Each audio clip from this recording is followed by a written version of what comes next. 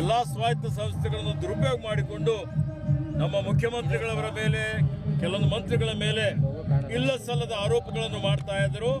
ಅದೆಲ್ಲದಕ್ಕೆ ಇದು ತಕ್ಕ ಉತ್ತರ ಅನ್ನುವಂಥ ಮಾತನ್ನು ನಾನು ಹೇಳಿಕೆ ಬಯಸ್ತಾ ಇದ್ದೇನೆ. ಅದರಲ್ಲಿ ವಿಶೇಷವಾಗಿ ಶಿಗ್ಗಾಂವದಲ್ಲಿ ನಾನು, ಶಿವಾನಂದ ಪಾಟೀಲ್ ಅವರು, ಸತೀಶ್ ಜಾರಕಿಹೊಳಿ ಅವರು, ಇನ್ನಿತರ ಮುಖಂಡರು ನಾವೆಲ್ಲ ಜವಾಬ್ದಾರಿ ಹೊತ್ತುಕೊಂಡಿದ್ದೇವೆ.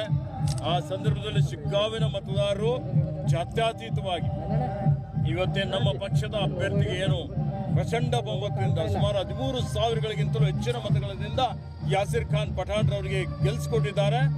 ಅದಕ್ಕೆ ಇದು ಏನ್ ತೋರಿಸ್ಕೊಡ್ತದೆ ಅಂತ ಹೇಳಿದ್ರೆ, ಅವ್ರು ಎಷ್ಟೇ ಇವತ್ತು ಜಾತಿಗಳಲ್ಲಿ ಧರ್ಮಗಳಲ್ಲಿ ಹೊಡೆದಾಳುವ ನೀತಿ ಅನುಸರಿಸಬೇಕು ಅಂತ ಹೇಳಿ ಇವತ್ತು ಅವರು ಅಪಪ್ರಚಾರ ಮಾಡಿದ್ರು. ಜನ ಸತ್ಯಕ್ಕೆ ಜಯ ಆಗಿದೆ, ಧರ್ಮಕ್ಕೆ ಜಯ ಆಗಿದೆ. ಇವತ್ತು ನಮಗೆ ಇನ್ನೂ ಹೆಚ್ಚಿನ ಉತ್ತಮವಾದಂಥ ಕಾರ್ಯ ಮಾಡಲಿಕ್ಕೆ, ಸೇವೆ ಮಾಡಲಿಕ್ಕೆ ಸ್ಫೂರ್ತಿ ಸಿಕ್ಕಿದೆ, ಶಕ್ತಿ ಸಿಕ್ಕಿದೆ.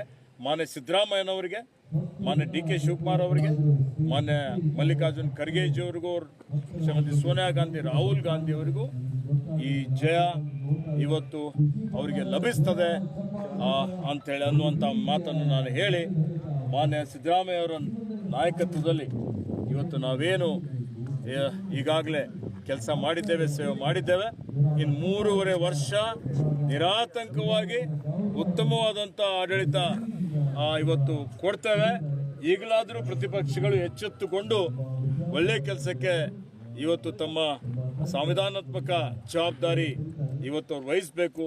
ಇಲ್ಲದ್ರೆ ಇದೇ ರೀತಿ ಅವರು ಧೂಳಿಪಟ ಆಗ್ತಾರೆ ಅನ್ನುವಂಥ ಮಾತನ್ನು ಬಿಜೆಪಿದವರು ಏನು ಸರ್ ಮೂಢ ಪ್ರಕರಣ ಆಯಿತು ಮತ್ತೆ ವಕ್ಫ್ ಆಯಿತು, ಏನು ವಿರೋಧ ಮಾಡಿದ್ರು, ಎಲ್ಲ ಸುಳ್ಳು ಪ್ರಕರಣಗಳು ಅಂತ ಈಗಾಗಲೇ ಸಾಬೀತಾಗಿದೆ ಅಲ್ಲ. ಅವರಿಗೆ ಉತ್ತರ ಕೊಟ್ಟಿದ್ದಾರೆ. ಅವ್ರ ಒಳ ಜಗಳನೇ ಅವ್ರಿಗೆ ಮುಳ್ಳು ಐತೆ ಸರ್. ಬಿಜೆಪಿ ಒಳ ಜಗಳ ನೋಡಿ, ಅವ್ರ ಒಳ ಜಗಳ ಇರ್ಲಿ ಬಿಡ್ಲಿ ನಮ್ಗೇನು ಸಂಬಂಧ ಇಲ್ಲ. ಆಂತರಿಕ ಅವರ ಪಕ್ಷದ ಒಂದು ವಿಚಾರ. ಆದ್ರೆ ಜನ ತೀರ್ಪು ಕೊಟ್ಟಿದ್ದಾರೆ. ಜನರ ತೀರ್ಪೇ ಅಂತಿಮವಾದ.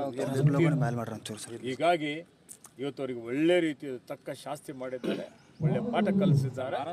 ಹೀಗಾಗಿ ನಾನು ನನ್ನ ಪರವಾಗಿ, ಪಕ್ಷದ ಪರವಾಗಿ ಎಲ್ಲ ನಮ್ಮ ಮತದಾರರಿಗೆ, ವಿಶೇಷವಾಗಿ ಶಿಗ್ಗಾಂವ್ ಮತದಾರರಿಗೆ, ಚನ್ನಪಟ್ಟಣ ಮತದಾರರಿಗೆ, ಸಂಡೂರು ಮತದಾರರಿಗೆ ಅತ್ಯಂತ ಕೃತಜ್ಞತೆಗಳನ್ನು ಸಲ್ಲಿಸುತ್ತೇನೆ. ಹಣದ ಹೊಳೆ ಹರಿಸಿದ್ದಾರೆ ಅಂತ ಹೇಳಿದ್ದಾರೆ ಸರ್ ಭರತ್ ಬೊಮ್ಮಾಯಿ ಅವರು.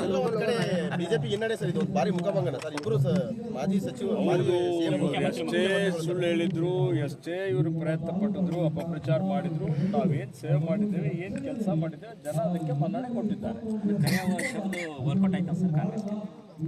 ನೋಡಿ, ಈಗ ನಾವು ಅದಕ್ಕೆ ಇವತ್ತು ಯಾರೂ ಪ್ರೋತ್ಸಾಹ ಕೊಡೋದಿಲ್ಲ. ಅರ್ಥ ಆಯ್ತು? ಅವ್ರವ್ರ ವೈಯಕ್ತಿಕ ವಿಚಾರ.